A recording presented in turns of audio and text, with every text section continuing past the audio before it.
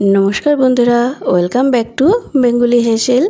बंधुरा आज के आमी आबार चले एसेछि आरेकटी नतून रेसिपि निये। आमी आज के घरे थाका किछु उपकरण दिएई छोटो छोटो देखुन एई बाड़िर बाच्चादेर जन्य तैरी करे देखाबो ग्रिल चिकेन।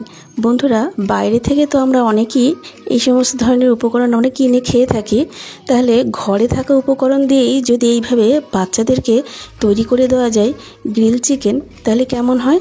তাহলে চলুন দেখে নেওয়া যাক। আমি দেখুন এখানে কতগুলো মুরগির লেগ পিস নিয়ে নিয়েছি।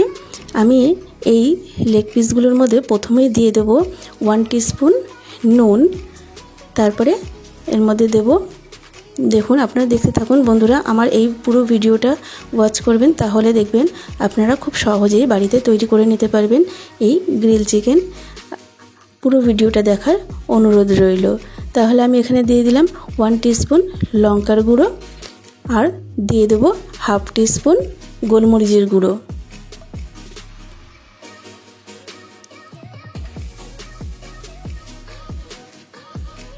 দিয়ে দিলাম 1 টিস্পুন হলুদের গুঁড়ো,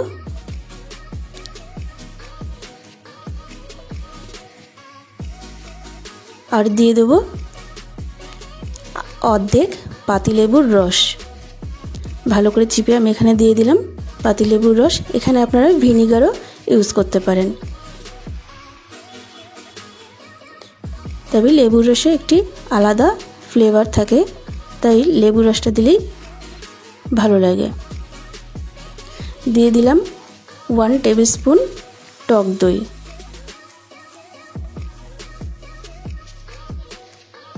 বন্ধুরা আপনারা এইভাবেই তৈরি করে দেখবেন, খুব সহজ হবে পদ্ধতিটা, আর কোনো রকম ঝামেলা হবে না। তাহলে আমি হাত দিয়েই এই সমস্ত উপকরণগুলো খুব ভালোভাবে মাখিয়ে নিলাম, এবং এটাকে মাখিয়ে নেওয়ার পরে আমি 24 ঘন্টার জন্য, বা আপনাদের যদি হাতে সময় সেরকম না থাকে, অন্তত 2-3 ঘন্টার জন্য এইভাবে ম্যারিনেট করে রেখে দিতে পারেন। আমি এটাকে 24 ঘন্টার জন্য রেখে দেব, চলে আসব 24 ঘন্টা পরে। দেখুন আমার এটা মাখা হয়ে গেছে। এবার আমি এটাকে ঢাকা দিয়ে রেখে দেব এইভাবেই, তাতে এটা ভীষণই জুসি হবে এবং ভালো লাগবে খেতে, ভীষণই টেস্টি হবে। তাহলে আমি এটাকে ফ্রিজে রেখে দিলাম। দেখুন পরের দিন আমি সন্ধ্যাবেলা এটাকে বের করে নিয়ে আসলাম ফ্রিজ থেকে। এবার এটাকে যেহেতু অর্ধেক ম্যারিনেট করাই রয়েছে, এবার বাকি উপকরণগুলো আমি এর মধ্যে দিয়ে দেবো। তাহলে চলুন আমি এখানেই প্রথমেই দিয়ে দিচ্ছি 1 টিস্পুন আদা এবং রসুন বাটা। এখানে আমি নিয়ে নিয়েছি হলুদ, গরম মশলার গুঁড়ো, কাশ্মীরি লঙ্কার গুঁড়ো, ধনের গুঁড়ো, জিরের গুঁড়ো, লাল লঙ্কার গুঁড়ো এবং অল্প একটু গোলমরিচের গুঁড়ো। এই সমস্ত উপকরণগুলি আমি আবার দিয়ে দিলাম। এগুলো সবই 1/2 টিস্পুন করে রয়েছে।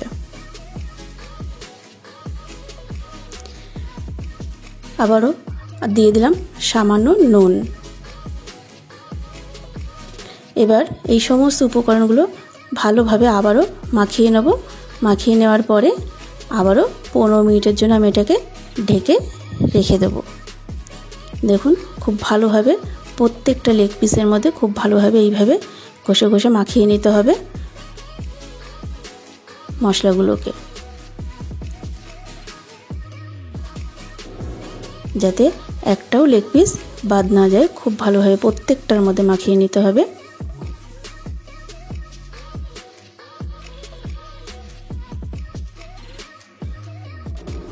ব্যাস, এবার আমি এটাকে 15 মিনিটের জন্য এইভাবেই ঢেকে রেখে দিলাম।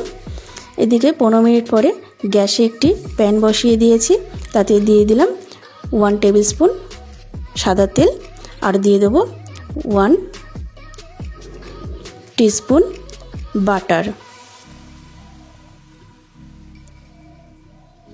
এখানে আমি 1 টিস্পুন বাটার দিয়ে দিলাম।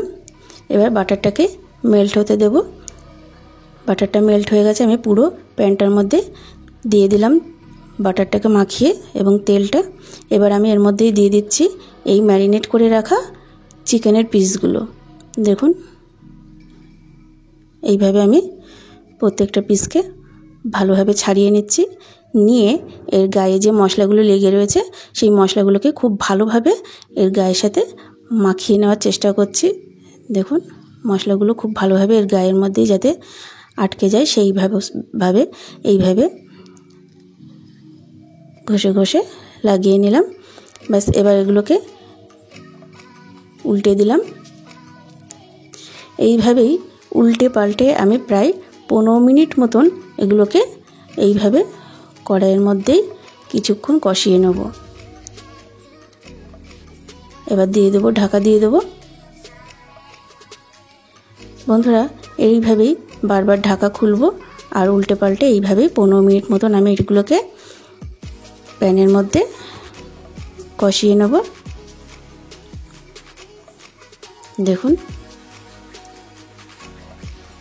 এগুলো মোটামুটি 80% এখানেই সেদ্ধ হয়ে যাবে। আমার ওদিকে হয়ে গেছে। এখানে একটা দেখুন আমি এই ধরনের জাল নিয়ে নিয়েছি, তার মধ্যে একটু তেল ব্রাশ করে নিলাম। এবার আমি এটাকে গ্যাসের উপরে বসিয়ে দেব।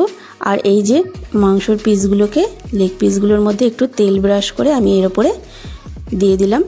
এইভাবেই 5 মিনিট মতো এইভাবে উল্টে পাল্টে আমি এগুলোকে ভালোভাবে ছেঁকে নেব।